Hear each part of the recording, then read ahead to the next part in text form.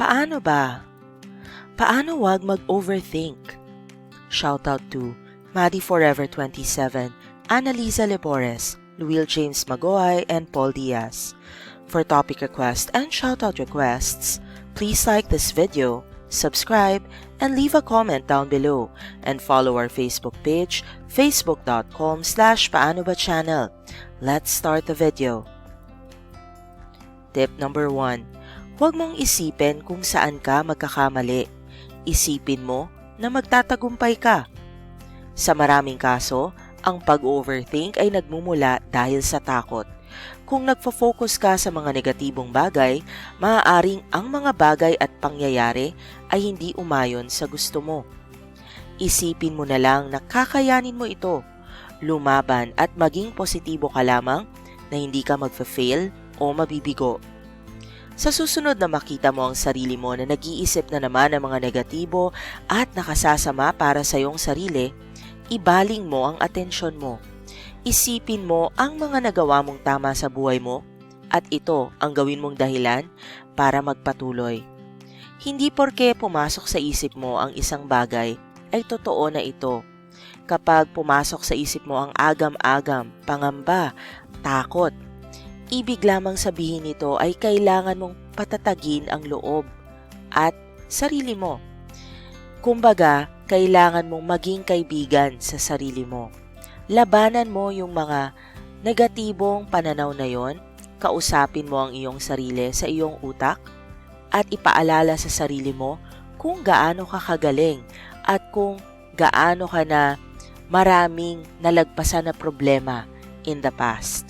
Tip number 1. Huwag mong isipin kung saan ka magkakamali. Isipin mo kung anong mangyayari pag nagtagumpay ka at kung paano ka magtatagumpay. Tip number 2. Maging masaya ka lang. Kung minsan, ang pagiging masaya sa mga bagay na mapaglilibangan mo ay nakatutulong upang hindi ka makapag-overthink. Humanap ka ng mga gawain na maaaring makapagpabaling ng iyong atensyon. Pwedeng mag-meditate, magsayaw, mag-ehersisyo, mag-aral magluto, o magpinta. Gawin mong abala ang sarili mo upang hindi mo maisip ang mga bagay na nagbibigay sa iyo ng negatibong enerhiya, pakiramdam, at problema. Maghanap ka ng hobby o di kaya ay mag-spend ka ng time with your friends. Ang objective mo ay maging abala ang iyong isipan dahil kapag abala ang iyong isipan at nag-e-enjoy ka, mabilis dumaloy ang oras at wala ka ng panahon para isipin pa ang mga nakakabagabag sa'yo. Kaya tip number 2, maging masaya lang and find your happiness. Tip number 3, huwag mong isipin ang mga bagay na hindi pa naman nangyayari. Madalas nasisira kung ano ang meron tayo sa kasalukuyan dahil sa labis na pag-iisip natin kung ano nga ba ang meron sa hinaharap. Hindi naman natin hawak ang mga pangyayari. Hindi natin ito kontrolado, kaya naman ang pwede lang nating gawin ay magtiwala. Huwag mo munang isipin ang mga bagay na hindi pa naman nangyayari. Live in the moment, ika nga. Saka mo na lamang isipin kapag andoon ka na sa sitwasyong iyon. Tip number 3, huwag mong isipin ang mga bagay na hindi pa naman nangyayari. Kusa na lang mangyayari yon at saka paano mo naman nalaman na kung ano yung pinapangamba mo, yun talaga yung magaganap. Posible namang yung di mo inaasahan na mas mabuting hinaharap ang mangyari, di ba? Kaya pointless mag-worry about the future, wala namang makakapredict kung ano talaga mangyayari sa'yo. Tip number 4, isipin na walang perpekto sa mundo. Malaking usapin ang konsepto ng perfection. Ano nga ba ito? Totoo nga ba na nag-e-exist ito? Hindi. Walang perpekto sa mundo. Ang meron lang ay pagiging kontento. Isa sa mga dahilan ng pag-overthink natin ay ang paghahangad ng perpektong buhay. Hindi naman masama ang mangarap.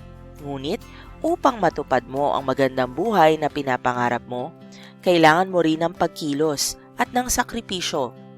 Huwag ka nang mangarap ng mga bagay na hindi naman posible mangyari sa totoong buhay.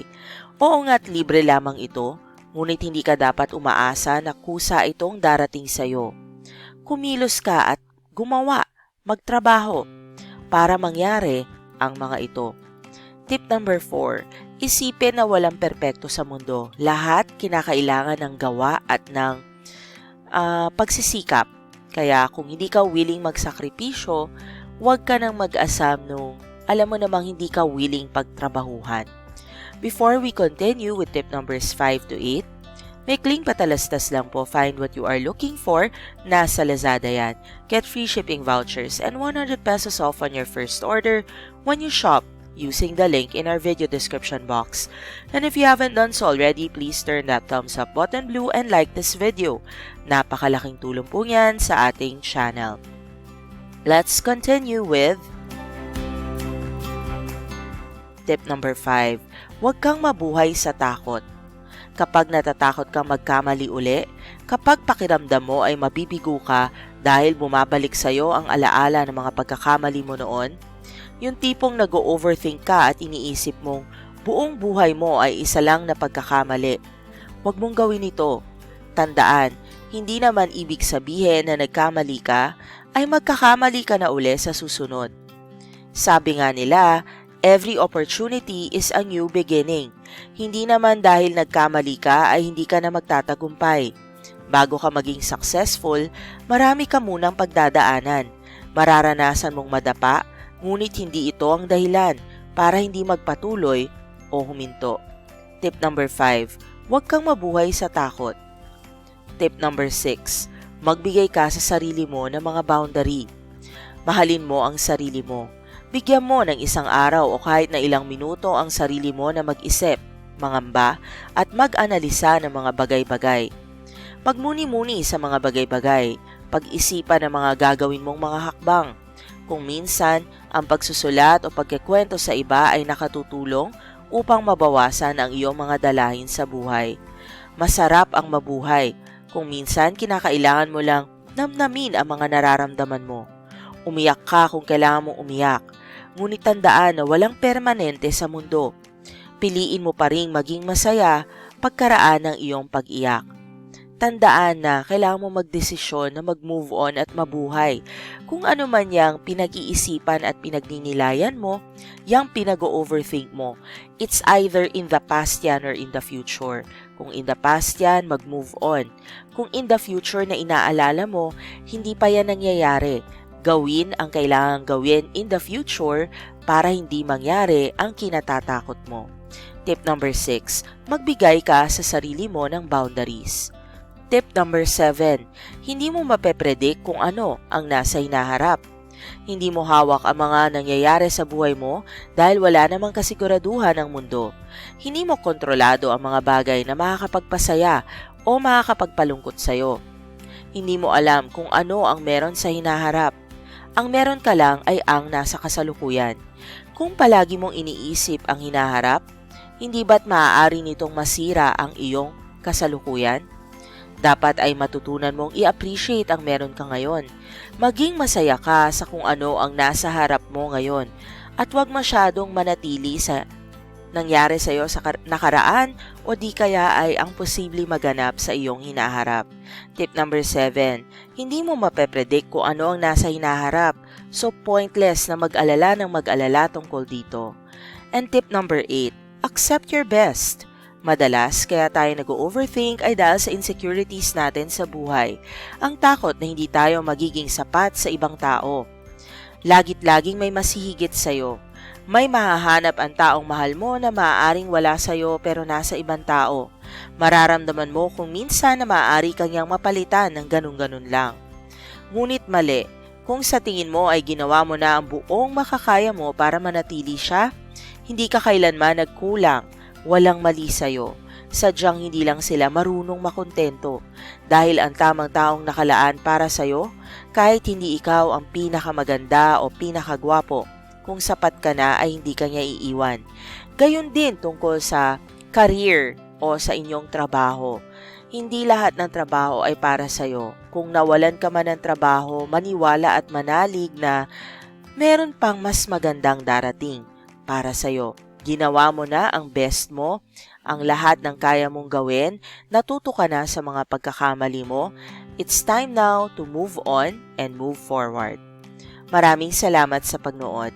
Please like this video and subscribe to the Paano Ba channel for more Tagalog how-to videos and like our Facebook page, facebook.com/Paano Ba channel. Please also support our business page, facebook.com/Toktok Pasig Franchise. Paki-download po ang Toktok na app at gamitin ang aking referral code, PPS 125-04952. Nakamura na kayo sa delivery fees, nakatulong pa kayo sa ating channel. Get discount coupons from your favorite brands only from the Deals website where we have the hottest and freshest deals for you. Get the latest deals, discounts, and coupons from popular brands when you shop using the link in our video description box.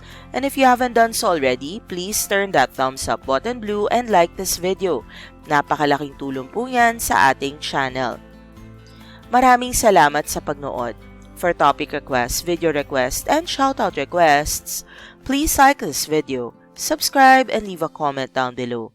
Maraming salamat and see you in our future videos.